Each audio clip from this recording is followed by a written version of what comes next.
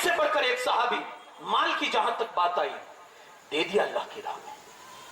जब जिस्मानी कुर्बानी की बात आई ना, तो बिलाल की जिंदगी को कभी मत भूलना।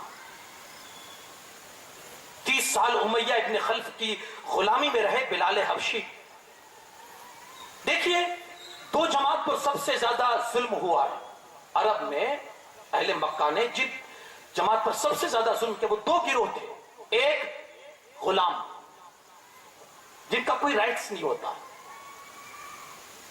आप अगर अपने गुलाम को मारेंगे तो कोई पूछ तो नहीं सकता भाई क्यों मारते हो, तो वो कहेगा मेरा गुलाम, मेरी मर्जी, मारो चाहे रखो।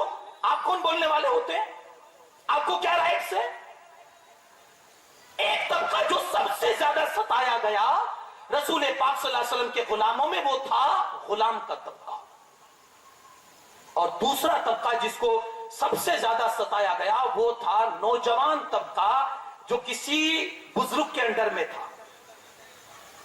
अब कोई नौजवान है, उसका बाप उसको मारेगा तो कोई पूछेगा तो नहीं कि अपने बेटे को क्यों मारते हो।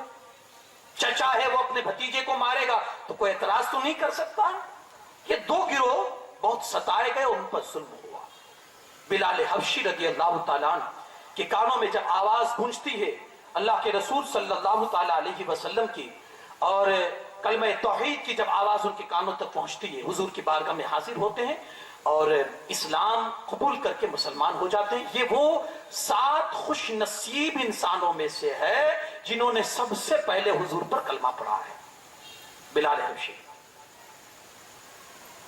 अब उमैया को कानों कान खबर हो गई, बुलाया, बिलाल तूने कौन सा दिन कबूल कर लिया है? तो कहा मोहम्मदुर रसूलुल्लाह सल्लल्लाहु अलैहि वसल्लम के खुदा, उसका दीन मैंने कबूल कर लिया, उन्हीं की परस्तिश करता हूं। तो कहा इसका मतलब तू लातो उज़्ज़ा को नहीं मानता? कहा नहीं मानता। कहा बाज आ जा वरना जिल्लत की मौत मारूंगा तुझे। बहुत धमकाया, बहुत धमकाया, हद कर दी उसने, और इस हद तक उसने मारा बिलाल हबशी को। मक्का की जमीन की तपिश जो है ना, वो बहुत मशहूर है। अरे यार, वो तपिश इतनी है कि लोग उसको उसकी गर्मी की वजह से तांबे की जमीन के नाम से याद करते हैं कि जैसे तांबा तपिश की वजह से दहक जाता है, वैसे वो जमीन दहक जाती थी।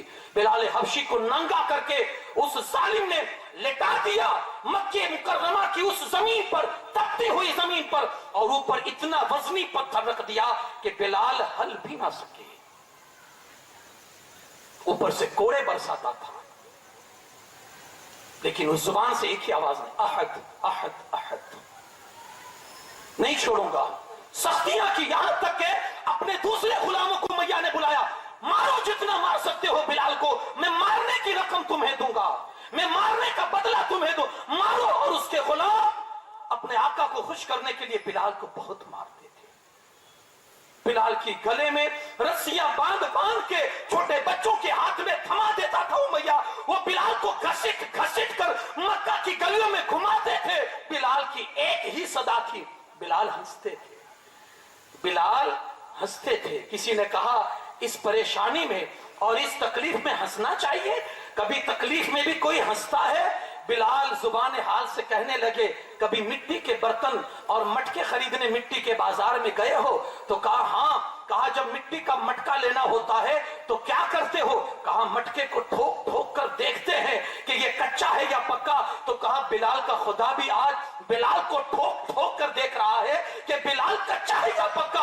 बिलाल के अंग अंग से ये आवाज आती है, मौला जान चली जाएगी, एक एक अंग निसावर कर दूंगा, लेकिन तेरे रसूल ने जो कलमा दिया है उसकी हुर्मत को पामाल नहीं होने दूंगा।